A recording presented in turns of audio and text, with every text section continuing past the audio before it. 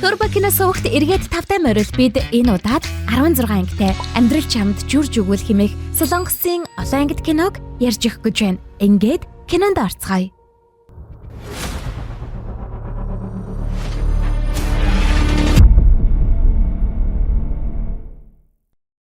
Ахмад Сангилийн усан онгоцны ажлаас гарсны дараа эдийн засгийн байдал хүндээс учраас Гуаншигт шинэ ажил олох маш хэцүү байлаа. Энэ хатагта Исүнд Гуаншигийг ууланд ажиллуулахаар явуулж болох юм. Тэнд зам барьж байгаа гэсэн.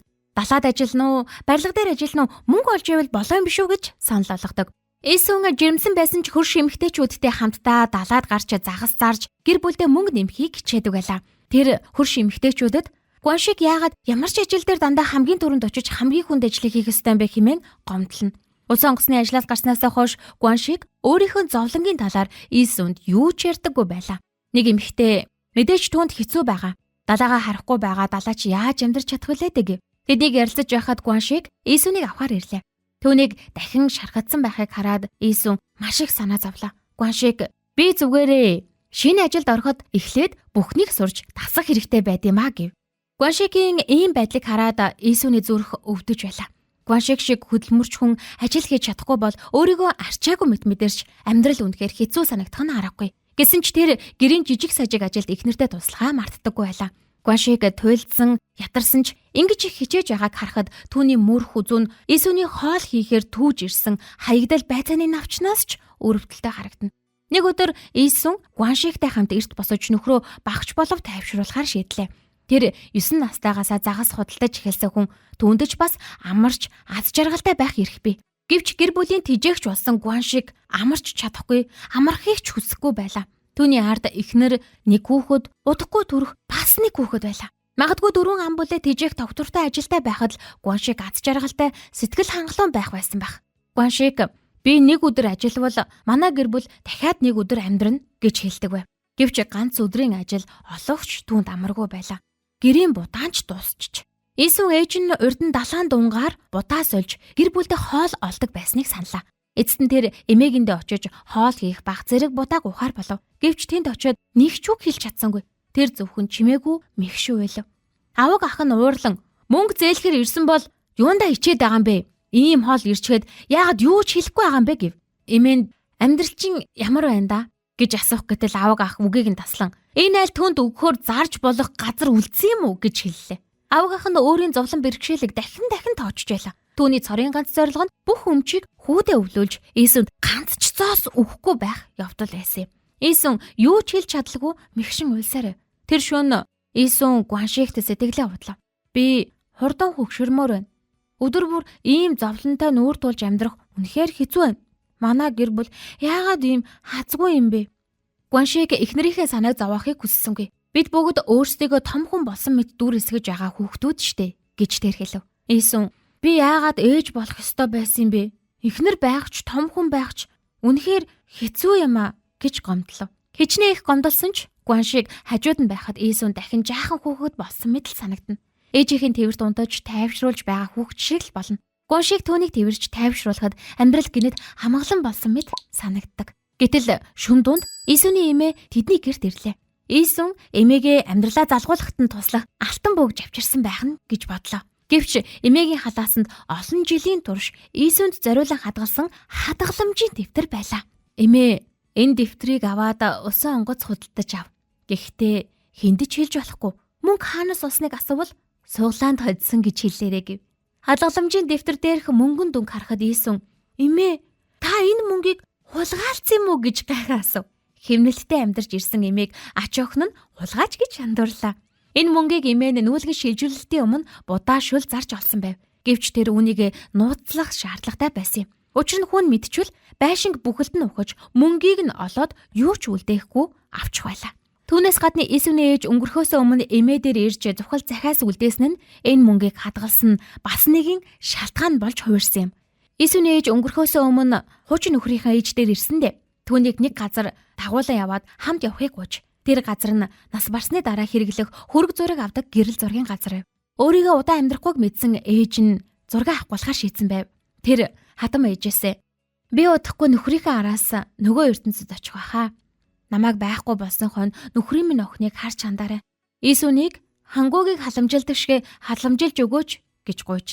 Эмээ нь бэр нь яагаад ирснийг ойлгож байлаа. Өөрийн биеэр төрүүлсэн хүүхдээ үлдээж байгаа эхийн хүсэлтийг яаж их хүн тоохгүй байж чадах вэ? Тэгээд цааш нь хизээ нэг өдөр Иесус танд ирж тусламж говьл ганцхан удаач гэсэн туслаарай гэж хүсв. Тэр өдөр Иесусны ээж өөрийнхөө оршуулгын хүргийг чавхуулж үүнийг хийснийхээ дараа хүүхдийнхээ ирээдүг багч гэсэн баталгаажуулсан мэт тайвширсан байв. Одоо цагт эмээ нь Иесунд энэ мөнгийг аваад амьдралаа босго. Би үүнийг хүүдээ өгсөн гэж бодъё гэж хэлв. Дараагийн 7 хоногт Иесус Гуаншиг хоёр тэр мөнгөөр өөрсдийн гэсэн усан онгоц худалдаж авлаа. Гуаншигийн ээж арал дээрх бараг бүх хүнийг дуудаж хүүн усан онгоцтой болсныг тэмдэглэв. Хүмүүс шинэ усан онгоцыг үргэлж усан дээр бат тогтож ол зомог аривантай явах болтугай хэмээн ерөөж байлаа. Гуаншигийн ээж Ахмад Гуаншиг мандтугай хэмээн хамгийн чангаар ухаална. Хэдийгээр усан онгоцыг авах мөнгийг өөрөө гаргаагүйч хөршүүд мэдэхгүй мэд өөрийнх нь гэр бүл бүхнийг хийсэн аятай ихэд сайрхаж байв. Иесус ч дуугаа өнгөрсөнгүй. Тэр хадам ээжтэй Гуаншигт зориулж энэ мөнгийг манай тал гаргасан юм. Танай гэр бүлийн мөнгө биш. Миний эмээгийн ачаар Гуаншигт энэ усан онгоцыг авч өгсөн юм гэж хэлв. Хадам их нь сая л сайрхаа багсгалаа. Тийм ээ, тийм. Чи манай гэрт ирсэн буянтай хүн шүү дээ гэв. Хөрш эмэгтэйчүүд үүнийг сонсоод үнэхээр буянтай бэр юм бол толгой дээрээ залж явах хэрэгтэй шүү хэмээн нэмж хэлцгээв. Иесус өөрийгөө үнэхээр ачлалтай сайн бэр хэмээн тоглоомоор хэллээ. Гуаншиг Иесус руу баярлан ширтэж яхахыг харсан аав нь чи эхнэртээ тэгтлээ их дуртай юм уу гэж асуув. Гуаншиг яаж дургу байх вүлээ гэхт наав нь Иесус бол энэ хороогийн хамгийн хөвгөлтэй хүн юм байна хэмээн инээлдэв. Хөршүүдтэйгээ баяраа тэмдэглэж явах зур Иесус гинт цог туслаа. Охин Гүмён нь ээжээ та өмдөндөө шийджлээ гэв. Гуаншиг үхэр тэрэгэн дээрээсэн бүх зүйлийг буулгаад Иесусыг ачаад эмнэлгийн зүг яарлаа. Хэд их баярлахад төрөлт эхэлдэг гэдэг үнэн байж мэднэ. Хоёр хүүхэд тэдний олон жилийн өмнө өгсөн амлалтанд хангалтгүй мэт санагдаад Иесус 3 дахь хүүхдээ тээж байлаа. Иесусны 3 дахь хүүхдээ тээж байхыг харсан Гуаншигийн ээж атаархсан мэт чи өвөг дээдсийн зан үйлд огт оролцохгүй хэвээр байх гэж байна уу гэж асуув. Тухайд Гуаншиг Иесусыг ямар ч хүнд ажил хийхийг хориглосон байлаа. Иесус би нөхрийнхөө үгийг л сонсохоос өөр аргагүй штэ. Нөхөр маань уурлал би үнэхээр их айдаг. Намайг хамгаалж чадах хүн бол ийм эрх мэдэлтэй нөхрөл байна гэж зориуд хэлв. Үүнийг сонссон эмээ нь миний ач хүүгийн эхнэр миний бэрээс хамаагүй дээр хэрвээ би туулаа Иесус барын бол миний бэр могоо гэв. Өөрийгөө могоотой зөөрлөөснийг сонссон Гуаншигийн ээж та өөрийгөө ядаж панда гэж хэлж болдгоо мó гэж уурлав. Эмээ эргэж хараад чи дахиад яриад байх юм уу хэмээн зандрав. Удалгүй Гуаншиг гэртээ ирээд ээжийнхэн царай жоохон унжуу байгааг хараад та Иесусд юу хийчихв гэж тэр шууд асуулаа. Ээж нь бухимдон би яасан юм бэ гэв. Тэр үнэхээр хадам гэрийнхнийхээ дунд ганцаарсан хүн байлаа. Хүн үргэлж эхнэрийнхээ талд орно, харин нөхөр нь түүний асуудлыг огт тоодоггүй. Иесус харин нөхрийнхөө хамгаалалтанд жаргалтай амьдарч байлаа. Тэр орой Гуаншиг олон төрлийн далайн бүтээгдэхүүн авч байрны эзнэд очлоо. Тэдний хамгийн хүнд үед тусалж гэр бүлийг нь амьд үлдэхэд дэмцэнд талархахыг хүслээ. Иесус яагаад өнөөдөр юм хумаа баглаж байгааг нь гайхаж байлаа. Гуаншиг түүнийг нэгэн танил газар руу дагуулж авчив. Тэр нь Иесусны ээжийн гэр байсан газар байлаа. Мөн Иесус ээжтэйгээ холбоотой хамгийн олон дурсамжтай газар юм. Иесус багада ямар нэг шин зүйлтэй болох бүрдээ эсвэл шагнал авах бүрдээ хамгийн түрүүнд энд ирж ээжтэй үзүүлдэг байж гин. Ээж нь Иесусыг эрэх болгонд үргэлж баярлан угтдаг байв. Гуаншиг чи энд ирэх болгондоо ээжийн хийсэн амттай хоолны үнэр үнэртэж байна гэж хэлдэг байсныг би одоо ч сандаг гэв. Иесус нөлмөс туслуулан далайн дун хавч хүртэл өөрийн гэсэн гэртээ. Харин надад л өөрийн гэсэн гэр байгаагүй. Ээжийн гэр, эмээгийн гэр, хойд эцгийн гэр гэдэл аль нь ч минийх байгаагүй гэж хэллээ. Гэвч амьдралынхаа туршид дутуу байсан бүхнийг Гуаншиг төхөж өглөө. Иесус баярлсандаа өөрийгөө барьж чадсангүй. Тэр амьдралдаа анх удаа өөрийн гэж хэлж болох зүйлтэй болжээ. Гуаншиг түүний төлөө юу ч хийхэд бэлэн байлаа. Байшин хэдий жижигхэнч Иесусд хааны ордон шиг санагдаж. Хэсэг хугацааны дараа гэр бүлийнх нь амьдрал арай дээрлээ. Гуаншиг хүнд хэцүү үеийг даван туусны дурсгал болгон гэр бүлийнхээ зургийг авахуулахыг Иесусд санал болгов. Энэ нь тэдний амьдралын нэгэн шинэ үе эхэлж байгааг тэмдэглэх зураг байлаа. Нэг шөнө Иесус ээжигээ зүтлв. Ээж нь буцаж ирээд гэрийг нь цэвэрлэхэд тусалж байлаа. Тэгээд хөршөөл ачааны машинтай шүү. Хэрвээ танаа жимсний мод тэдний хашаа руу тонгоовол жимсийг чинь бүгдийг нь идчихнэ гэх мэт ойлгомжгүй зүйл ярьсаар байв. Гэхдээ хөршөөл ачааны машинтай гэдгийг дахин тавтаад байв. Иесус гинэц эрэхтэй гизэн хүчтэй өвдөж байгааг мэдэрлээ. Тэр охиноос эргээд хөрш ялаас тусламж дуудаж ачааны машинаар эмнэлэгт хүргүүлэхийг хүсв. Ээж нь 3 дахь хүүхдэд төрүүлэх гэж байгааг нь мэдээ зүудэнд нь эргэн ирсэн нь энэ байв. Ингээд тэдний жижигхэн гэр бүл 5 ам бүлтэй боллоо. Гоншигийн эмээ шин төрсөн хүүг алтан аж ахуй минь хэмээн магтаж ганц бэрийгэ бусадтай нь харьцуулсаар байв. Гоншигийн ээж өмнө нь та Иесүнийг хүү төрүүлэхгүй байна гэж харааж исэн биз дээ гэж сануулав. Эмээ нь өвөг дээдээс зүудэнд ирж урьдчилан хэлсэн бол энэ хүү хад завчирсан хүүхэд гэж магтсаар байлаа. Гоншигийн ээж гэхдээ хин нэгэн Иесүний араас ихийнхэн сүнс дагдаг гэж хэлж байсан санагдаад ах юм да хэмээн дахин өдөв. Эмээ маш их урлаж бэрийнхэн дөнгөж ивгцэн алчуурнуудыг өшөглөн тараалаа. Тэр үед гадаа загасчилж явсан хөрш эмэгтэйчүүд иргэн ирж сайхан мэдээд болгов. Гоншигийн усан онгоц ахин дүүрэн загастай ирсэн байна. Шин төрсөн хүүхэд үнэхээр гэр бүлдээ аз авчирсан мэт байлаа. Түүнийг төрснөөс хойш усан онгоц далаад гарах бүртээ ариун олцтой буцаж ирдэг болов. Иесүү жинхэнэ аз авчирсан хүн нь би. Миний ачаараа энэ гэр бүл чинэлэг болж гэнэ гэж хэлв. Түүнийг хүүхэд төрүүлэхдээ үнэхээр сайн гэдгийг хэн ч үгүйсгэж чадсангүй. Маргааш нь олон нийтийн төвд тосгоны даргын сонгууллаа. Гэвч үнэх хэрэгтэй Сангил аль хэдийн бараг бүх хүнийг бэлэгсэлтээр хаахуултчих. Тэр намайг тосгоны дарга болгоход эсэргүүцэх хүн байна уу гэж асуув. Хатагтай чүнсүү өөр нэр дэвшигч байхгүй юм чи санал хурааж сонгуул явуулах шаардлагагүй. Өөр хүн байсан бол эсвэл байх байлаа гэв. Иесүн би өчөөхөн хүнтэй тэмцэлтэхгүй. Нохоо үхэртэй зодтолтоход үхэр нь ялах нь ойлгомжтой. Тиймээс би чамд зам тавьж өгье гэж хэлв. Иесүнийг ядаж тосгоны даргын орлогч болгоё. Албан тушаалаа алдхаас айж байгаа тэр ирийг ялахын тулд Иесүнд саналаа өгөөрэй гэж хүмүүс орилцгаажээ. Иесү ямар ч сүртэй сурталчилгаа хийхгүйгээр тосгоны даргын орлогчоор сонгогдлоо. Албан тушаал авсныхан дараа хамгийн түрүүнд бүжгийн танхим, биеэ үнэлэлт зэрэг нийгмийн сөрөг үзэгдлийг арилгах ажилд орлоо. Нэгэн бүжгийн танхимд шалгалт хийх үеэрээ Иесүн Сангилийн эхнэр болон хүүхдүүдийг дотор нь байхыг олж харлаа. Тэр даруй хаалгыг төгжээд та энд юу хийж байгаа юм бэ гэж асуулаа. Тосгоны даргын эхнэр энд байсныг бусдад мэдэгдэхээс болгоомжулсан Иесүн түүнийг ариун цэврийн өрөөний харийн хаалгаар гарган зүгтаалгав. Гэвч эмэгтэй зүгтаж яваад бүдэрч унлаа. Сангил хин нэгэн зүгтаж байгааг хараад сэтгүүлчдэд араас нь хүүхийг тушаав. Иесүн тэдний замыг хааж "Үүнийг би өөрөө зохицуулнаа" гэв. Үнэн дээр тэр Сангилийн эхнэрийг хамгаалахыг л хүссэн юм. Тэр орой Иесүн хүүхдүүдэд дагуулan Гуаншиг дээр очлоо. Гуаншиг усан онгоцны нэрийн самбарыг шинжилж байлаа. Шинэ нэрийг охиноороо бичүүлэхийг хүсв. Гэвч хайлын ууган охин усан онгоцонд сууж болохгүй гэж ээжийнх нь хэлдэг байсан Иесүний үгийг саналаа. Тэр охиноо усан онгоцонд гаргахгүй байхыг оролдов. Харин Гуаншиг би мохор сүсэг бурхан шүтэнд итгэдэггүй. Миний бурхад бол чи болон миний 3 хүүхэд гэж хэллээ. Энэ үгийг сонсоод Иесүн ч зариг орж анх удаа усан онгоцон дээр гарлаа. Тэр Гуаншигийн усан онгоцны шинэ нэрийг бичив. Далаад анх удаа гарсан Иесүн Лусын хааныг загнаж эхэллээ. Хэрвээ чи манай гэрт ариун их загас явуулахгүй бол чамд өргөсөн бүх будаа дэмий өргөцсөн болно. Нөхрийг минь битгий заваагаарай. Үгүй бол би чамд дахиж ганц чирхэг будаа өгөхгүй шүү. Одоо өөрийн гэсэн байшин усан онгоц царайлаг нөхөртэй болсон Иесүн урд өмнөхөөсөө илүү хац жаргалтай байлаа. Гуаншигтэй л хамт байвал тэр хөл бөмбөгийн бүтэн багтаа тэнцэх олон хүүхэд ч төрүүлж чадах мэт санагдана. Иесүнийг ингэж жаргалтай байхыг харсан Гуаншиг түүнд рүү нууцаар тонгоон үнслээ. Нэгэн шуурхтай өдөр Иесүн 2 хүүгийнхээ хамт гэртээ байлаа. Баг хүн хоолоо эзнийхээ дараа жихид идмээ санагдаж жихрийн хайрцгийг авахар оролдов. Гэвч хайрцаг хэтэрхий өндөр байсан учраас тэр түүнийг унагчив. Иесүн сандарч "Будаага бүгдийг нь идэж дуусныхан дараа л чихэр идэж болно гэж хэлсэн биз дээ" гэж загналаа. Бяцхан хүн чихрээ болж зөвхөн ээжээрээ тэрвэрлэхийг л хүсв. Яг тэр үед Гумьяны ангийн хүүхэд ирээд Гумьяныг осолд орсныг хэллээ. Иесүн уйлж байгаа хүүгээ орхин охин дээр яраа очив. 2 хүүгээ хөршөө харж өгөхийг хүссэн боловч хөрш нь унтчих штэ. Энэ яг ойлгоогүй. Шуурга эхлэхэд Иесүн Гумьяныг дагуулan гэртээ буцаж ирлээ. Хөрш эмэгтэй унтаж байгааг хараад дотгош орж асуухад тэр 2 хүүхдийг нь харахаар огт очоогүй байж. Иесүн санаа зовн гэрлүүгээ гүйсэн ч 2 хүүгийнх нь аль нь ч байгаагүй. 2 хүүхэд нь шуурганд алга болсон байлаа. Аз холоход хатагтай чүнсүү болон Яны 2 том хүүг нь олж авчирлаа. Хатагтай чүнсүү том хүүгчин энэ далаан дээрээс олсон шүү. Далаан байцааны мөнгөө дараа нь өгөхөө мартваа гэж тоглоом шоглоомаар хэлв. Иесүн том хүүгээс яран баг хүүгээ асуухад дүү гэртээ байгаа гэж хэллээ. Ямар нэг зүйл буруу болсныг ойлгосон Иесүн хуршүүттэйгээ хамтдаа баг хүүгээ хайгаар явлаа.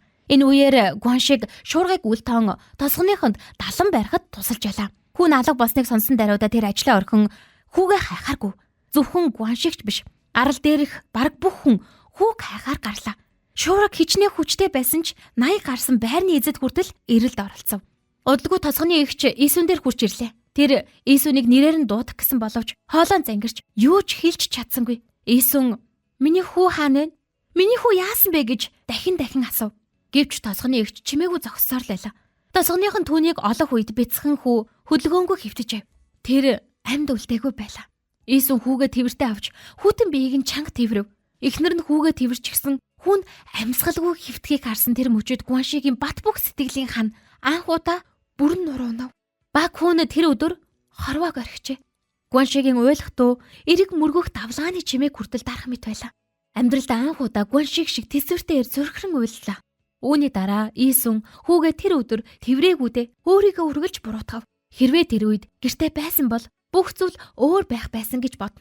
Гашуудлын бүх хугацаанд Гуаншигийн гэр бүлийнхэн хинч Иесүнийг буруутгаж зүрхэлсэнгүй. Хүүхдээ алдсан хүний нулимс талаагаас ч их байдгийг хүн бүр мэдэж байлаа. Өдөр хоног өнгөрсөн ч Иесүн газар хөвцсээр юу ч хийх хүсэлгүй. Нэг өдөр тэр том хүү Өнманыг гадаа найзуудтайгаа чихэр хайлуулан тоглож байхыг сонслоо. Иесүн түүн дээр очиж асуусан ч хүүн нэг ч үг хэлсэнгүй. Гуаншигч Иесүнтэй адил байлаа.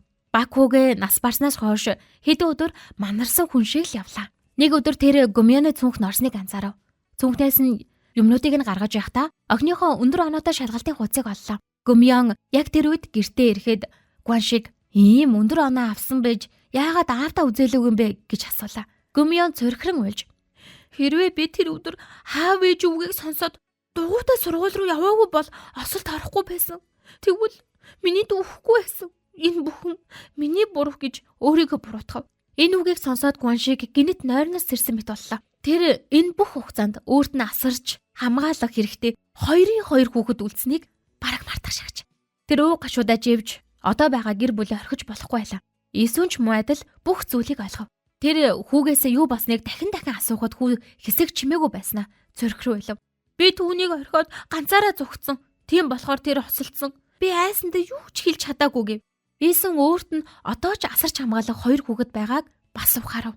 Хүүгээ тэрвэн ээжигээ уучлаарай гэж хэллээ. 3 өдөр хүчгүй хэвсний эцэст гэр бүлийн тэргүүн Гуаншиг босож том аяг будаа идэв.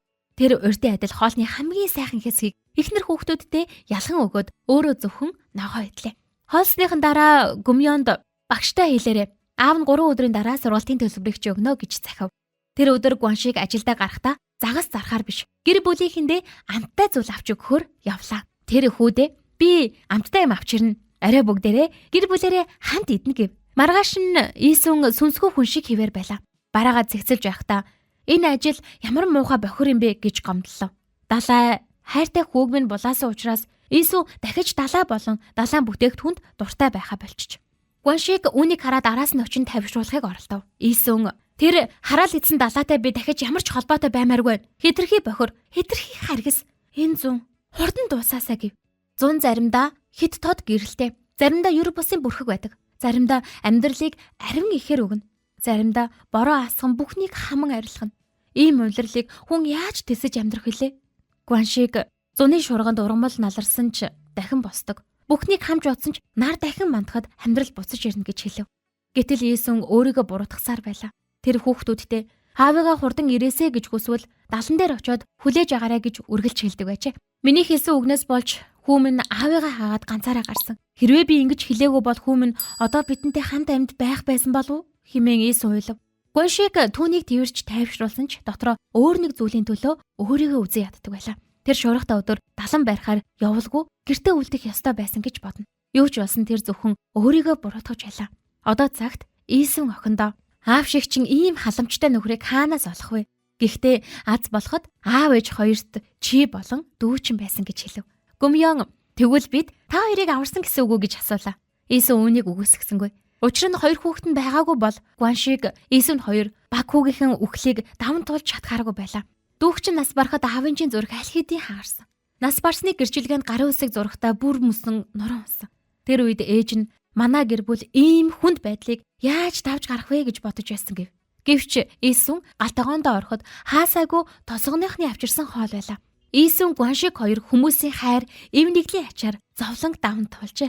Хэрвээ Иесүн ганцаараа байсан бол 100 дахин нуруу унах байсан байх. Тэр үед байрны эзэн Иесүний галтгооноос дахин утаа гарч байгааг харлаа. Энэ нь тэдний гэр бүл амьдралаа үргэлжлүүлж болсон үннийг хүлээн авч эхэлсний дохой байлаа. Байрны эзэн үндэг авч очих гэтэл эхнэр нь зогсов. Тэр яагаад шинэхэн үндэг авч иж болохгүй гэж дөнгөж гаргасан үндэг хамгийн сайн бидтэй гэв. Үүнийг сонсоод эхнэр нь зөвшөөрч өндгөө Иесунд аваачихыг нь болиулсангүй. Чи юунд ийм их сүржигнээд байгаа юм бэ? Гэрт байсан бүх будааг хэн аваад тэдэнд өгсөн бilé гэв. Эхнэр нь ч бууж өгсөнгүй. Тэгвэл гэрийн 8 хэн аваад өгсөн юм гэж хариулав. Үнэн дээр энэ хоёр хөгшин Иесуний гэрт байнга будаа, далайн бүтээгдэхүүн авчирдаг хүмүүс байсан байна. Тэд Иесунийг төрсөн охин шигэ боддог байсан. Өмнө нь Иесуний 3 сарын түрээсийг нууцаар төлсөн хүн нь өөр хинч биш. Нөгөө манай хойд ээж байсан.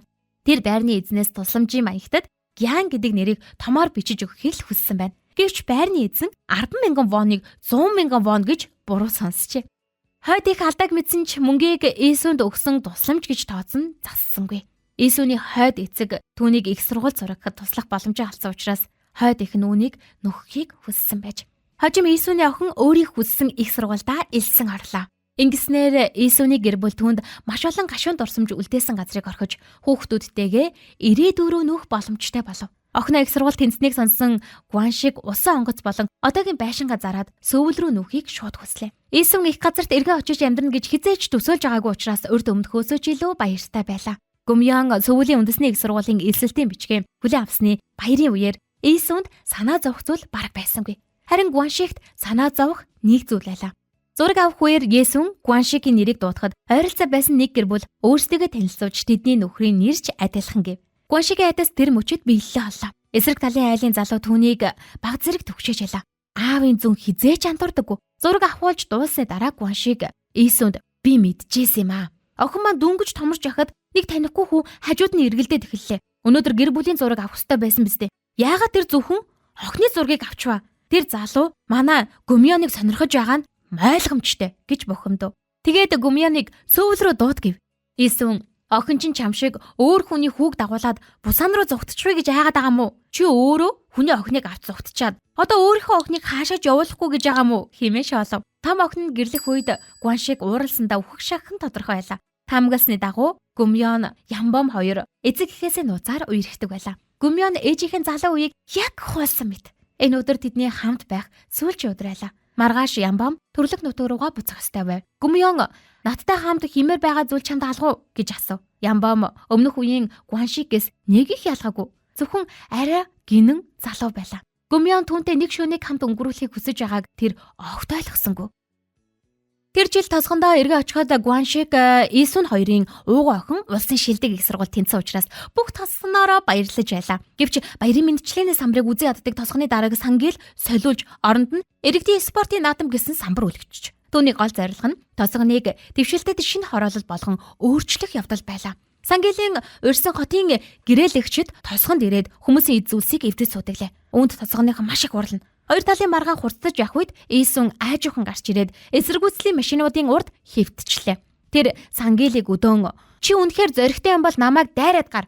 30 сая воны нөхөн төлбөр өгөхгүй бол би нүдэ нээхгүй. Эндээс босхгүй гэв. Хотынхан энэ дүр зургийг хараад ядарсан мэт хэсэг зогсноо эцэст нь бууж өглөө. Энэ үйл явдлын дараа Иесун удахгүй Сангилийг орлож тосгоны дарга болно гэсэн яриа тосгон даяар тархлаа. Иесун би улс төрийг огт сонирхдаггүй гэв. Хатагтай яны тэгвэл нөхрийнхөө хүсэл мөрөөдлийг биелүүлэхгүй мүү гэж асуулаа. Иесун баг байхаасаа том болоод юу хийх вэ гэж асуух бүрд ерөнхийлөгч болно. Ядчил тосгоны дарга болно гэж хариулдаг байж. Харин Гуан шигээс асуухад би тэргүүн хатагтай нөхөр болно гэж шууд хариулдаг байсан юм. Иесун ч нөхрөө тэргүүн нөхөр болохыг хүсэж байлаа. Гэвч Сангил өмнөх сонгуулийн үеиг шиг хүмүүсийг байнга дайлж бэлэг өгсөөр байсан учраас тосгоныхон зарим нь түүний талд хിവэр байсан юм. Гэхдээ үнэх эрэхтэй түүнд чин сэтгэлээсээ дэмжлэг үзүүлэх хүн цөөхөн байлаа. Эмэгтэйчүүдийн ихийнх нь зөвхөн үнгүй хол бэлэг авах гэж очдөг. Нэг өдөр Иесунийг сургуулийн эцэг эхийн уулзалтанд дуудлаа. Гэвч энэ уулзалт жирийн уулзалт биш байлаа. Хүүн зөвхөн ээж явах ёстой гэж хэллээ. Багш ээж хүү хоёрыг машины зогсоол руу дагуулж очоод хүүгийнхээ хийсэн зүйлийг хардаа. Энд байгаа машин бүрийн нэрийн тэмдгээс нэг үсэг алга болсон. Би багшилсан бүх хугацаанд танаа хүү шиг хүүхэд юроосоо харж байгаагүй. Машины нэрийн ихний үсгүүдийг аваад байвал их сургуульд тэнцчдэг юм уу гэж загнав. Хүүн зөвхөн үсгүүдийг салгаж аваад зогсохгүй тэдгэрийг бусдад зардаг байлаа. Ийм хүүхэдтэй байх нь ч бас амьдрал хөгжил нэмдэг нь үнэн байлаа. Хүүгээс нь ялгаатай нь охин нь их сургуультай маш алдартай болов. Ангийнх нь түүнд атаархаж араар нь ховж юу ярьдаг байлаа. Гүмён өдөр бүр түүнийг тосож авдаг царайлаг. Баян найзалуудаг мэдээ тэр бүрчих атаархав. Энэ яриа тосгоны дараг Сангилийн чихэнд ч хүрлээ.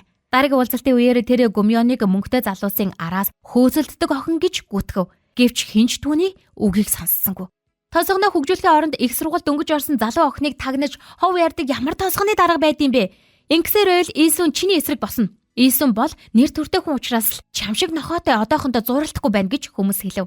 Байрны эзэн хүртэл Сангилд Япончуудын эзлэн төрөмгөөллийн үед аавчин урагч байсан биз дээ. Япон нэр хүртэл авсан гэдэг үнэн биз дээ гэж сануулв. Сангил өөрийгөө өмгөөлөхийг оролцсон ч хинч түнд итгэсэнгүй. Тэнд цугласан хүмүүс Сангилыг үнэхээр дэмжиж байгаагүй. Тэд зүгээр л үндгүү хоол бэлэг авчаалаа. Тэр найрын үеэр Ийсүний хамт шумбаж байсан эмэгтэйчүүд уурлан Сангилийг хийсэн муу зүйлсийг чи яагаад тосгоныхонд хэлэхгүй байгаа юм бэ? Хүмүүс үннийг мэдэх хэрэгтэй. Сангил эхэлж хязгаарыг давсан. Чи ч бас адилхан хариу барих хэрэгтэй гэв. Гэсэн ч тэр тосгоны даргын албан тушаалтаа удаан үлдсэнгүй. Нэг өдөр Сангил агуулгад нэгэн зугаацуулдаг эмэгтэйтэйгээ нууцаар уулзаж яхад шумбагч эмэгтэйчүүд болон Ийсүн түүнийг бариад авав. Тосгоны эгч чамшиг хүн тосгоны дарга болохыг хүсдэг нь ийм эмэгтэйчүүдтэй орооцолдох гэж ингэдэм үү гэж дооглов.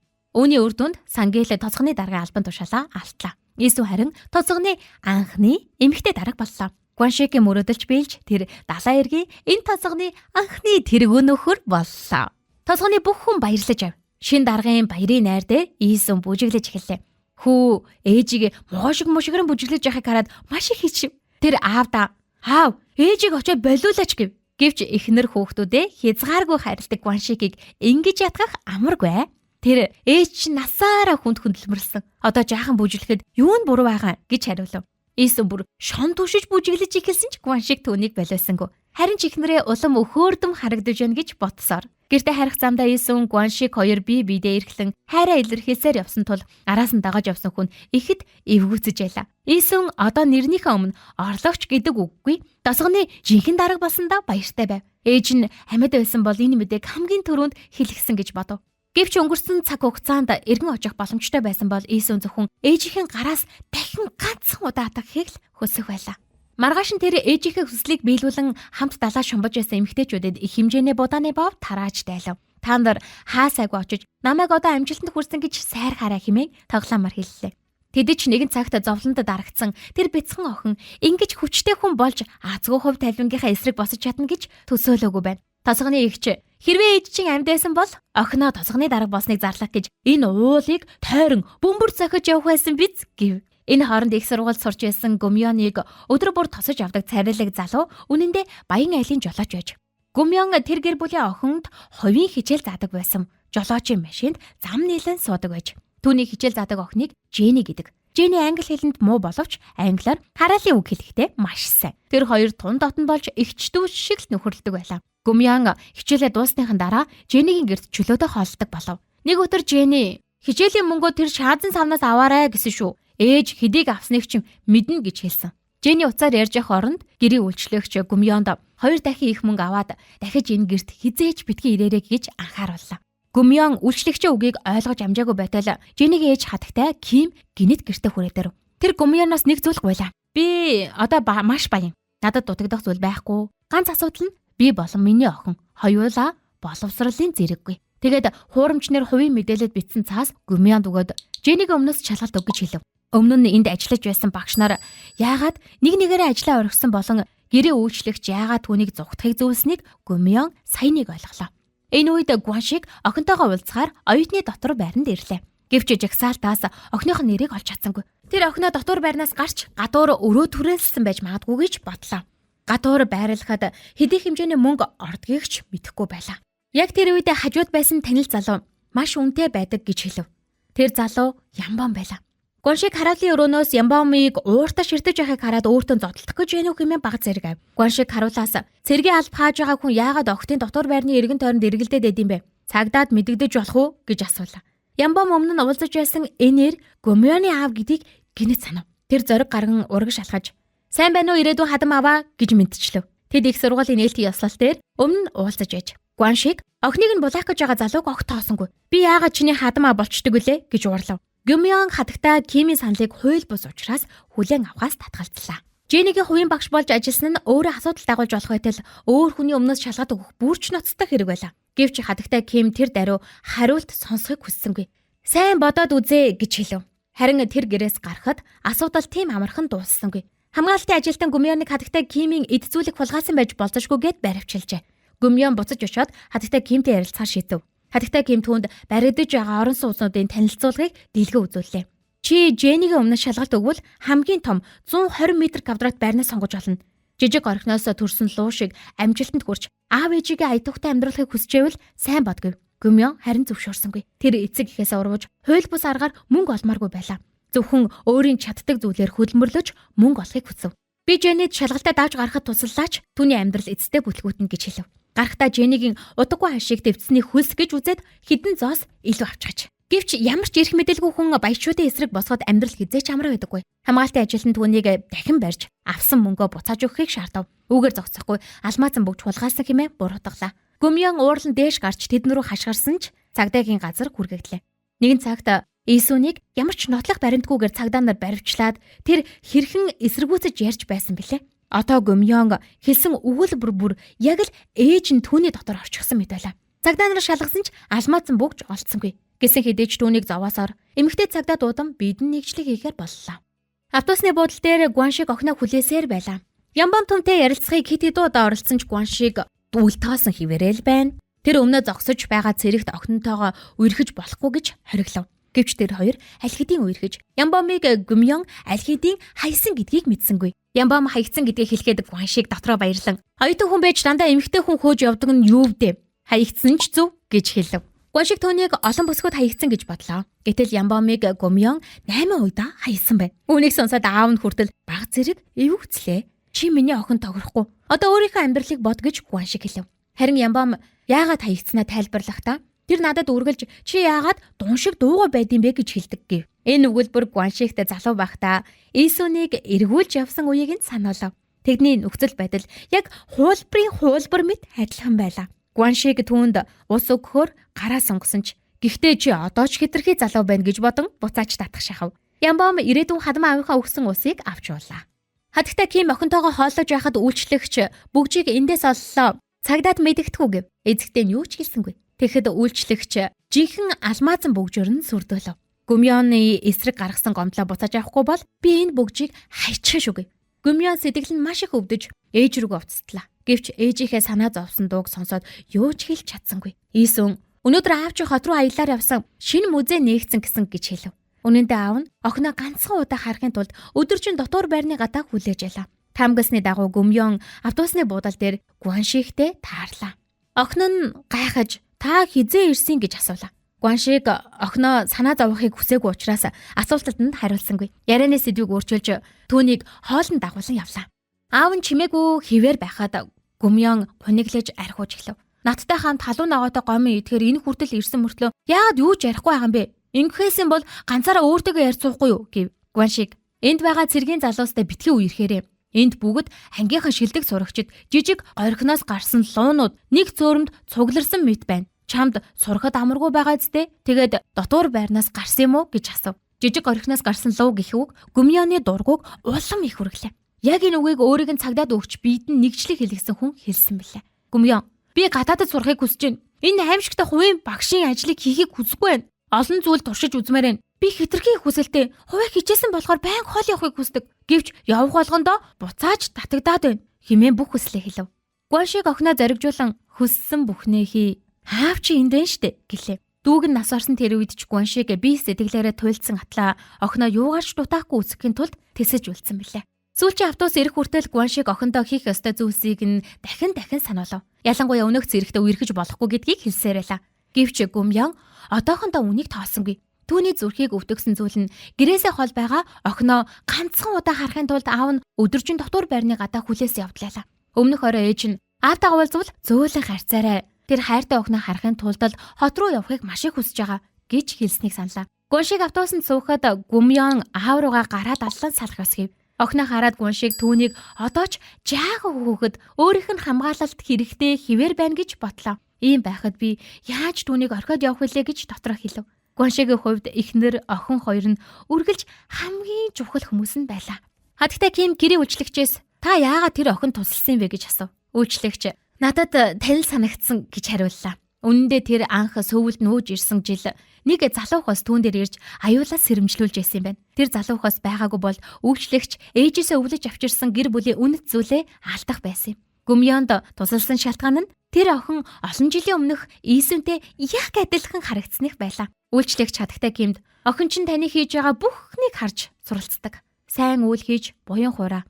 Эзэгхийн сайн үйл хүүхдэд нь өвлөгдөнө. Охиныхаа амьдралыг цааш нь битгий сүйдэг гэж зөвлөлөө. Үүний дараа хатагтай Ким өөрийн хийсэн зүйлсээ хүлээн зөвшөөрч цагдаад мэдүүлэг өгөхөөр шийдэв. Ингэснээр Гүмьён гин буруугүй болох нь тогтоогдлоо. Гүмьён Ямбам хоёрын харилцаа залуу үеийн Есүн Гуаншиг хоёроос нэг их ялгахгүй. Ямбам цэрэгт явах гэж ялаа. Найз бүсгүй уйлж яхахыг хараад чи ингэвэл би яа цэрэгт явах юм бэ гэв. Гүмьён тэгвэл битгий яв гэж хэлээд тэд бие биеэ тэрв. Ямбам чи ингэсээр байл би хоргон зайлсан цэрэг болно штэ. Эсвэл надтай гэрэлч гэв. Гүмьён амьдралд юу болохыг хинч мэдэхгүй. Хүн хурмын танхимын замаар алхаж ижил үнэхээр гэрлэх гэж байгаа мэднэ гэж хариуллаа. Тэд бие биедээ хит автаж усан гоц хөдөлснийг Ямбам хүртэл анзаарсангүй. Хожим Гүмьён хурмын танхимын гадаа уйлан зогсож Гуаншиг Иесүн хоёрын гэрлэлт эхэлсэн тэр газар руу явлаа. Тэр Ямбамтай үнэхээр гэрлэж чадах болов уу? Өмнө нь Гүмьён профессортойгоо уулзахад багш нь чи улсын тэтгэлэгт хамрагдах шаардлагыг хангахгүй байгаа учраас хүснээрээ гадаадад суралцаж чадахгүй гэж хэллээ. Гэсэн ч удирдагч багш нь өөр нэг санал тавив. Тэр Гүмьёныг гадаадад сурахад нь хувьяасаа тусалж чадна гэв. Гадаадад сурах нь Гүмьёны мөрөөдөл төдийгүй түүний бахархлын нэг хэсэг байлаа. Гэвч багштай өртөө болохыг хүсээгүй учраас саналаас нь түр татгалцсан байсан байна.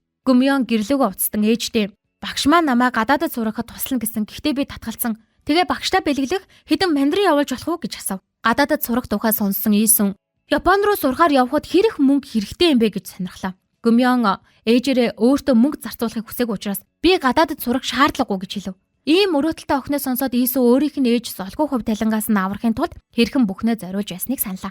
Одоо тэрч бас охиныхоо мөрөөдлийг биелүүлэхийг хүсжээ. Иймээс Японд сурахад хэдэн төгрөг хэрэгтэйг дахин асуув. Ээж охин хоёр энэ асуудлаас болж эцэстээ маргалтлаа. Гүмьён ээжтэй дарамт болохыг хүссэнгүй. Иесүн болсон явдлыг нөхөртөө ярьж охиныхоо мөрөөдлийг биелүүлэхэд нь тусалж чадахгүй бол би тийсэхгүй хэмээн гомдлоо. Гуаншиг энэ тухай урьдчилан мэдэж байсныг Иесүн ойлгож байлаа.